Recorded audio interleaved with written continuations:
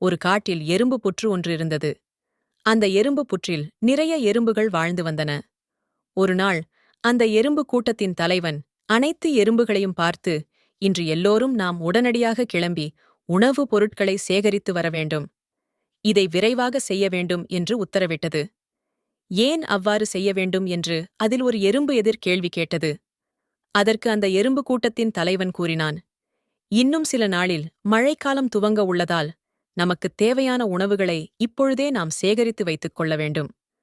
அப்படி சேகரித்து வைத்துக் கொண்டால்தான் மழைக்காலத்தை நம்மால் சமாளிக்க முடியும் என்று கூறியது கூட்டத்தின் தலைவன். இதைக் கேட்டுக் கொண்டிருந்த அந்த திமிர் பிடித்த அந்த எறும்பு, நான் ஒன்றும் உங்கள் கட்டளையை செயல்படுத்த முடியாது. எனக்கு எப்பொழுது தோன்றுகிறதோ அப்போதுதான் நான் உணவை சேகரிப்பேன். அப்படியே மழைக்காலம் வந்தாலும் நான் சாப்பிடாமலிருந்தே சமாளித்துக் கொள்வேன். நீங்கள் எனக்கு உத்தரவிட வேண்டாம் என்று திமிராக கூறியது அந்த எறும்பு.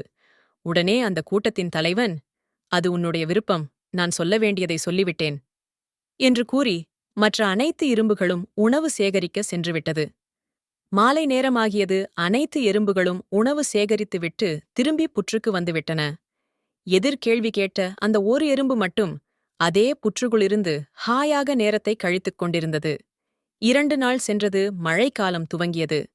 சரியான மழை பெய்து கொண்டிருந்த அந்த நேரத்தில் அனைத்து எறும்புகளும் தான் சேகரித்து வைத்த உணவுகளை உண்டு வாழ்ந்து கொண்டிருந்தது. ஆனால் அந்த உணவு சேகரிக்காத திமிர் பிடித்த எறும்பு மட்டும் ஒரு நாள் தாக்கு பிடித்தது. 2வது நாள் உணவு சேகரிக்க செல்லலாம் என்று நினைக்கும் பொழுது வெளியில் செல்ல முடியாத அளவு மழை பெய்து கொண்டிருந்தது. அதனால் பசியை பொறுத்துக் கொள்ள முடியவில்லை. 2 நாள் கழித்தது. அப்பொழுதும் அதே போன்று மழை பெய்து கொண்டிருந்தது.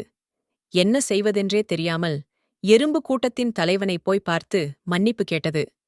தான் செய்த தவறை உணர்ந்து தனக்கு உதவுமாறு கேட்டுக்கொண்டது.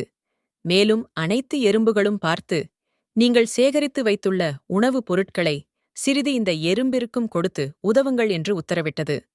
தலைவரின் பேச்சை அவ்வாறே அனைத்து எறும்புகளும் கேட்டு அந்த திமிர் பிடித்த எறும்புக்கு உதவியது. ஒரு வழியாக மழைக்காலத்தை எறும்புகள் சமாளித்துவிட்டது. திரும்ப வெயில் காலம் ஆரம்பிக்கும் பொழுது அனைத்து எறும்புகளோடும் சேர்த்து இந்த எதிர்கேள்வி கேட்ட சேட்டை பிடித்த எறும்பும் உணவு சேகரிக்க சென்றது.